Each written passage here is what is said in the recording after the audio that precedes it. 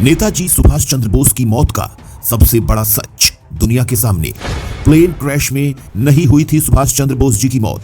भारत के शहर में रहकर ली थी सुभाष चंद्र बोस जी ने अपनी आखिरी सांसें।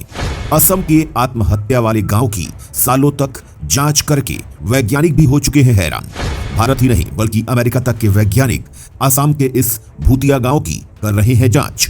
दोस्तों, नेताजी सुभाष चंद्र बोस महात्मा गांधी जी के कद के नेता थे और भारत की आजादी के लिए उन्होंने आजाद हिंद फौज की स्थापना भी की थी। और दोस्तों, भारत में एक वक्त ऐसा था कि हर भारतीय के दिल में नेताजी सुभाष चंद्र बोस के लिए बहुत इज्जत थी। लेकिन दोस्तों, सुभाष चंद्र बोस जी की मौत को लेकर भी काफी ज्यादा रहस्य मौजूद है। और दोस्तों, आज हम आपको सुभाष चंद्र बोस जी की मौत को लेकर कुछ ऐसे खुलासे करने वाले हैं जिन्हें सुनकर शायद आपको अपने कानों पर विश्वास ही न हो। दोस्तों, वैसे तो सरकारी दस्तावेजों में सुभाष चंद्र बोस की मौत 18 अगस्त 1945 को एक विमान हादसे में होने का दावा किया जाता है।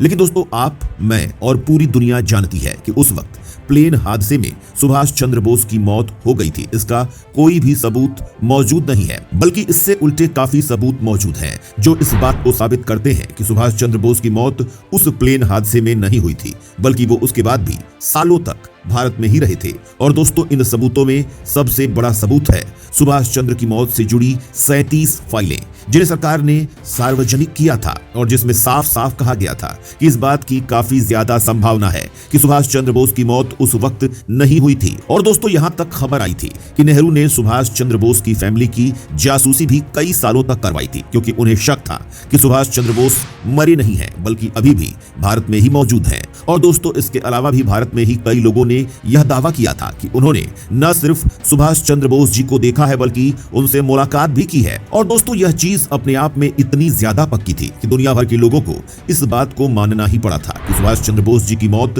प्लेन हादसे में नहीं हुई थी। वहीं दोस्तों, हमारी अगली अनसॉल्व्ड मिस्ट्री ऐसी है जिसने भारत ही नहीं बल्कि पूरी दुनिया भर के वैज्ञानिकों के ही होश उड़ा रखे हैं। जी हां दोस्तों, हमारा इशारा असम में मौजूद जातिंगा गांव की तरफ है, जहां पक्षी अपने आप सैकड़ों की संख्या में आत्महत्या कर लेते हैं। जी हां दोस्तों, आपने बिल्कुल सही सुना। भारत के असम के गुवाहाटी में एक ऐसा गांव मौजूद है जिसे शापित गांव भी कहा जाता है।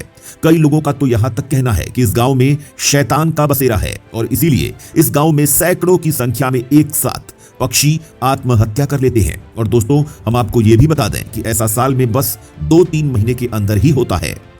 वहीं दोस्तों, अगली अनसॉल्व मिस्ट्री है दिल्ली में मौजूद अग्रसेन की बावली की। जी हां दोस्तों, वही अग्रसेन की बावली जिसे लेकर तमाम तरह की कहानियां मशहूर हैं। कहा जाता है कि एक समय पर इस बावली में काला पानी हुआ करता था जो वहां आए उदास और परेशान लोगों को अपनी ओर खींचता था। साथ ही रहस्यमय तरीके से ऐसे लोगों को डूबकर आत्महत्या करने का लालच दिया करता था। इतना ही नहीं, माना जाता है कि आज भी यहां रात के समय चीखें सुनाई देती हैं। और तो और दोस्तों, 2007 में इस बावली में एक आत्महत्या की घटना हुई थी। तभी से यहाँ एक काला साया नजर आता है जो उनका पीछा करता है। इतना ही नहीं, कुछ लोगों को बावली में किसी के रोने और चीखने की आवाजें भी सुनाई दी हैं। अग्रसेन की बावली इतनी डरावनी लगती है कि लोग यहाँ आकर दोबारा आने से तौबा कर लेते हैं।